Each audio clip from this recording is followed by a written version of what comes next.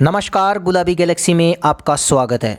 Corona virus ने पूरी दुनिया में कुछ समय पहले आतंक मचा दिया था। कोरोना वायरस का भारत का पहला केस केरल राज्य में मिला था और आज एक नया वायरस है जिसने भी अपना आतंक मचा रखा है। उसका नाम है निपा वायरस और इसका भी भारत में पहला केस केरल राज्य में ही मिला है। केरल राज्य इन दिनों एक गंभीर संक्रामक रोग का सामना कर रहा है। केरल राज्य के कोझिकोड जिले में लोगों की मौत के बाद से केरल स्वास्थ्य विभाग सतर्क हो गया है। यहाँ बार बार निपा वायरस से लोगों की मौत हो रही है। तो आज जानते हैं क्या है निपा वायरस, कैसे आया, कैसे फैलता है, क्या बचाव के उपाय हैं, जानते हैं गुलाबी गैलेक्सी की खास रिपोर्ट में। निपा वायरस संक्रमण एक नई बीमारी है जो जानवरों से इंसानों में फैलती है। इससे होने वाली बीमारी काफ़ी गंभीर होती है जिसका वर्तमान में कोई इलाज नहीं है। इससे बचने के लिए कोई वैक्सीन भी इजाद नहीं की गई। हालांकि इलाज के लिए दवा और बचाव के लिए वैक्सीन दोनों पर ही काम जारी है। निपा वायरस की पहली पहचान 1998 में मलेशिया के काम्पुंग सुइंग निपा इलाके में की गई थी, इसलिए इस वायरस का नाम निप्स वायरस रखा गया। मलेशिया में जब निपा वायरस संक्रमण फैला था तब ये वायरस इंसानों से सुअरों में पहुंचा था। इसके बाद इसके कुछ मामलों में इस बात की पहचान नहीं की जा सकी कि ये वायरस इंसानों तक पहुंचा कैसे। 2004 में बांग्लादेश में निपा वायरस संक्रमण एक तरह के चमगादड़ द्वारा संक्रमित खजूर की ताड़ी डेट प्लाम ऑफ सेप पीने से फैला था। दूसरी ओर भारत में कुछ ऐसे मामले दर्ज किए गए थे जब ये संक्रमण इंसानों से इंसानों में फैला था। अब ये भी जान लेते हैं कि कैसे फैलता है। निपा वायरस किसी भी इंसान के शरीर में संक्रमित चमगादड़, संक्रमित सूअर और किसी भी संक्रमित इंसान के संपर्क में आने से फैलता है। मलेशिया और सिंगापुर में यह देखा गया कि संक्रमित सूअरों के करीब संपर्क में आने से इंसानों के शरीर में निपा वायरस फैल गया था। इस प्रकोप में देखा गया कि पहले संक्रमित चमगादड़ से निपा वायरस सूअर में फैला, उसके बाद निपा वायरस संक्रमित सूअर से उसके आसपास के सभी सूअरों में फैला। फिर संक्रमित सूअरों के संपर्क में आने के बाद इंसानों में भी यह वायरस फैल गया। अब बांग्लादेश और भारत में भी निपा वायरस से इंसानों के संक्रमित होने की खबर आ रही है। ये आमतौर पर निपा वायरस से संक्रमित मरीजों के परिवार और हॉस्पिटल में मौजूद देखभाल करने वालों में भी देखा जाता है। बांग्लादेश और भारत में निपा वायरस फैलने का सबसे बड़ा कारण यह है कि संक्रमित चमगादड़ ताड़ या खजूर की ताड़ी को निकलते समय ही झूठा कर देते हैं। उस ताड़ी को जब कोई व्यक्ति पीता है तो यह इन्फेक्शन आसानी से पीने वाले के शरीर में चला जाता है। अब यह भी जान लेते हैं कि निपा वायरस संक्रमण के लक्षण क्या हैं।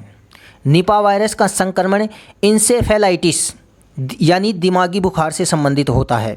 निपा वायरस से संक्रमित होने के बाद इसके लक्षण 5 से 14 दिन में दिखने शुरू हो जाते हैं और इसके लक्षण इस प्रकार हैं। 3 से 14 दिन तक बुखार और सिर दर्द, इसके बाद चक्कर आना और दिमागी क्षति जिसकी वजह से रोगी भ्रमित सा रहने लगता है। ये लक्षण 24 से 48 घंटों के भीतर बढ़कर कोमा में जाने का कारण भी बन सकता है। इस संक्रमण के शुरुआती दौर में कुछ रोगियों को सांस संबंधी समस्या होती है। इसके अलावा जिन रोगियों को तंत्रिका तंत्र से संबंधित लक्षण होते हैं उनमें से करीब 50% को फेफड़ों की समस्या भी हो सकती है। वर्ष 1998 से 99 के दौरान करीब 265 रोगी निपा वायरस से संक्रमित पाए गए थे। इनमें से जिन रोगियों को तंत्रिका संबंधी समस्या हो गई थी उनमें से करीब 40% रोगियों की अस्पताल में ही मृत्यु हो गई थी। मलेशिया और सिंगापुर में यह संक्रमण निपा वायरस से संक्रमित सूअरों के संपर्क में आने से जुड़ा हुआ पाया गया। बांग्लादेश और भारत में निपा संक्रमण चमगादड़ों द्वारा संक्रमित खजूर की ताड़ी पीने वाले लोगों में पाया जाता है। इसके अलावा निपा वायरस से संक्रमित व्यक्ति के संपर्क में आना भी आपके लिए जोखिम भरा हो सकता है क्योंकि यह वायरस इंसान से इंसान में भी फैलता है। अब इसके बचाव भी जान लेते हैं। वर्तमान में निपा वायरस के संक्रमण को रोकने के लिए कोई वैक्सीन मौजूद नहीं है। निपा वायरस के संक्रमण से बचने के लिए आपको इससे संक्रमित सूअरों और चमगादड़ों के संपर्क में नहीं आना चाहिए और खजूर की ताड़ी भी नहीं पीनी चाहिए। अगर कोई व्यक्ति संक्रमित है तो उससे करीबी में संपर्क ना बनाएं।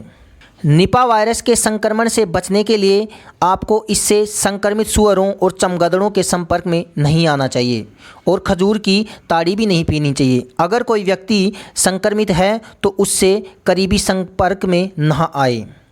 संक्रमण के इंसान से इंसान में फैलने को रोकने के लिए विशेष जागरूकता अभियान चलाने की आवश्यकता है और अस्पतालों में भी इस संक्रमण के बारे में डॉक्टर, नर्स और अन्य कर्मचारियों को जागरूक करना जरूरी है। निपा वायरस संक्रमण का लेबोरेटरी परीक्षण कुछ टेस्टों का संयोजन करके किया जाता है। यह टेस्ट रोग के शुरुआती चरण के दौरान किया जाना चाहिए। रोग के प्राथमिक चरणों में सेरिब्रो स्पाइनल फ्लूइड, मूत्र, खून और नाक व गले के तरल पदार्थ से नमूने लेकर कुछ खास टेस्ट किए जाते हैं और इन टेस्टों के नाम हैं virus isolation, real time polymerase chain reaction test RT-PCR। बाद में एलिसा टेस्ट के द्वारा शरीर में एंटीबॉडी की जांच की जाती है। कुछ मामलों में जिनमें रोगी की मृत्यु हो सकती है, उनमें शव परीक्षण के दौरान ऊतकों का सैंपल लेकर उन पर इम्यूनोहिस्टोकेमिस्ट्री जांच करना ही निपा वायरस संक्रमण की पहचान करने का एकमात्र रास्ता है।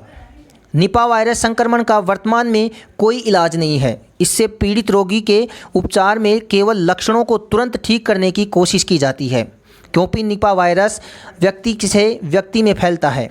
इसलिए अस्पताल में संक्रमण फैलने से रोकने के लिए सारी सावधानियां बरती जानी चाहिए। लैब परीक्षण में रिबेविरिन दवा निपा वायरस के खिलाफ प्रभावी साबित हुई है, लेकिन अभी तक मनुष्यों के लिए इसकी उपयुक्तता सिद्ध नहीं हुई। अपने बचाव के लिए हमें इन बचावों का उपयोग करना चाहिए। अगर जानकारी अच्छी लगी हो तो चैनल को लाइक, शेयर, सब्सक्राइब ज़रूर करें। धन्यवाद।